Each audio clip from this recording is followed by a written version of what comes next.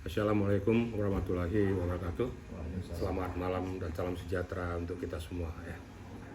Jadi begini ya, untuk melihat posisi kasus yang ada sekarang dengan peristiwa di Pengadilan Jakarta Utara ya, yang berakibat berdampak dibekukannya ya, bas daripada Rasman Nasution maupun Firdaus, baik itu di Ambon maupun di Banten.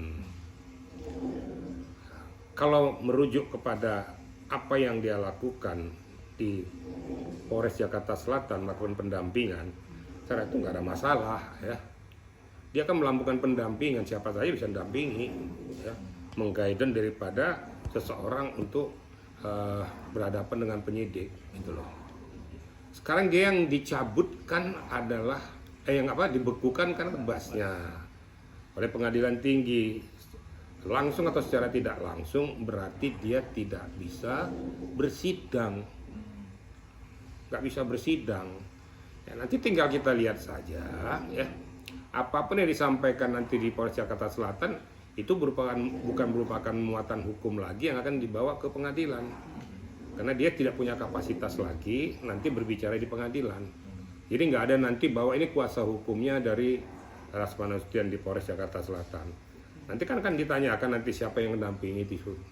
Nah, kira-kira gitu. Jadi, tapi kalau untuk mendampingi daripada Fadel itu sah-sah saja. Siapa aja bisa mendampingi kok, memberikan penguatan hukum untuk memberikan penjelasan kepada penyidik. Karena kebetulan selama ini kan dia mendampingi terus. Nah, sah-sah saja, nggak ada masalah kok. Gitu ya. Oke. Statusnya sebagai pengacara itu kan masih diberikan peringatan keras oleh Pradi Bersatu kalau salah ya. Nah, dia kan kartu advokatnya kan belum dicabut sama Pradi Bersatu. Tapi status kepengacaraannya dia tidak bisa beracara lagi. Kalau namanya tidak bisa beracara berarti kan di pengadilan. Ya percuma aja kita mendampingi orang juga kalau seandainya tidak bermuara ke pengadilan, sama juga bohong gitu loh. Nah, sebenarnya kalau mau menjawab itu bahwa jadi ambivalen ya, dia mendampingi tapi tidak bisa lanjut ke titik akhir. Pada saat nanti bersidang dia pasti dikeluarkan, pasti ya. Firdaus dan Rasman pasti akan dikeluarkan dari pengadilan dan tidak boleh ikut bersidang, kira-kira gitu. Jadi kalau kita melihat posisi ini ya, dari Pradi Bersatu juga memberikan penguatan kepada Rasman ya. Ya kasihan sih sebenarnya, tapi ya sangat saya sayangkan juga. Saya sejak dia tuh teriak di pengadilan, saya sudah kecewa juga ya. Kenapa saya kecewa? Nggak perlu, itu kan merusak suasana yang ada di pengadilan, akhirnya tidak bisa berjalan dengan efektif kan gitu. Nah ditambah lagi ya, saya sangat sesalkan sekali ngapain harus teriak-teriak ke Mahkamah Agung ya. Jadi kontraproduktif, justru membuat jadi institusi yang punya kewenangan jadi ngambil langkah yang sigap, kemudian ke DPR ngapain gitu loh. Jadi nggak ada gunanya. Lebih bagus apa yang sudah kita lakukan ini ternyata akhirnya kan minta maaf juga ya. Kenapa nggak kemarin-kemarin dilakukan seperti Firdaus, udah teriak sana, teriak sini, teriak sana, teriak sini, akhirnya buntutnya minta maaf.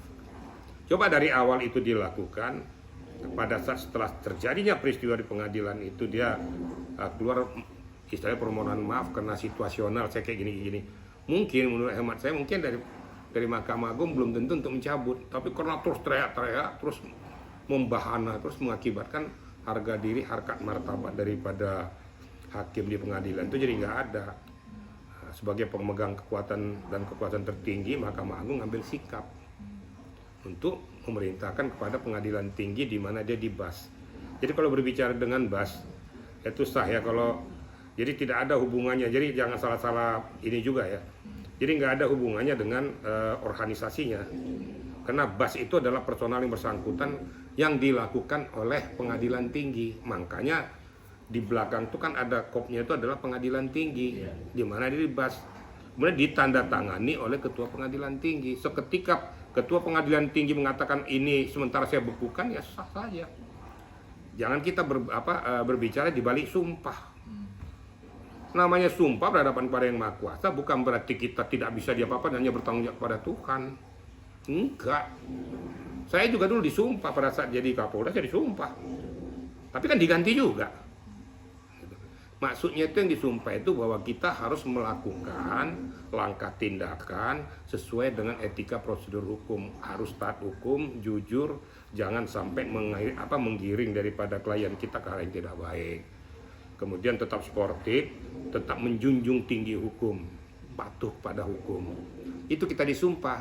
Jangan kita jadi berbelok daripada ilmu pengetahuan yang kita miliki untuk mendampingi klien. Jadi jangan sampai kita itu pengacara itu jadi merusak acara gitu loh. Pengacara itu betul-betul firm. Maka saya katakan berkali-kali, seorang pengacara tidak kebal hukum.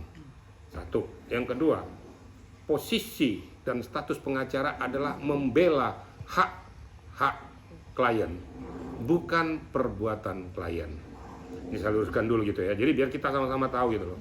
Jadi jangan kita merasa pengacara suka-suka kita, jangan juga. Enggak ada yang kebal hukum. Seluruh penegak hukum, baik polisi, jaksa, hakim, pengacara, enggak ada yang kebal hukum. Dan sudah banyak contoh, korban kan masuk penjara juga kan, berarti enggak ada yang kebal hukum. Nah gitu. Cuma saya menyoroti tentang masalah, ini perlu dikaji juga ya. Nah, perlu dilakukan pendalaman status daripada Rasman pada saat bersidang. Ini harus kita bisa pisahkan, memang dia seorang pengacara. Tapi statusnya dia pada saat bersidang kan sebagai terdakwa, bukan sebagai seorang pengacara. Sebagai terdakwa loh. Bisa dipisahkan dengan Firdaus, dia sebagai kuasa hukumnya dengan kelompoknya. Gitu loh. Nah, ini perlu kiranya pendalaman apa yang dipetik daripada Rasman, batnya dicabut pada saat itu dia sebagai terdakwa. Tidak berkapasitas sebagai pengacara. Ini perlu pendalaman juga. Tapi itu kan semua itu kan hak kekuatan dan kekuasaan di pengadilan tinggi. Kalau saya lihat runtutannya itu karena saya lihat bahwa perjalanannya ya tidak elok juga ya. Yang menyatakannya semualah para penegak hukum korupsi lah apa segala macam dalam suasana seperti itu. Kan seharusnya nggak boleh juga kita lontarkan. Gitu loh. Emang pengacara sudah bagus semua. Emang pengacara sudah lurus-lurus semua. Ya tanyalah diri pengacara masing-masing lah. Apakah sudah firm melakukan tugas dan tanggung jawabmu sebagai pengacara? Ya. Mari sama-sama kita tanya. Dia kembalikan ke diri kita. Jangan kita menuding-nuding orang, tapi kita sendiri belum tentu benar juga. Semua aparat penegak hukum itu tidak kebal hukum dan tidak juga dikatakan lurus-lurus banget gitu loh. Sadar dirilah kita ini. Jangan kita menohok orang, kita sendiri nggak benar. Tapi saya berharap mudah-mudahan ada kelembutan hati daripada Mahkamah Agung tuh melihat situasi itu.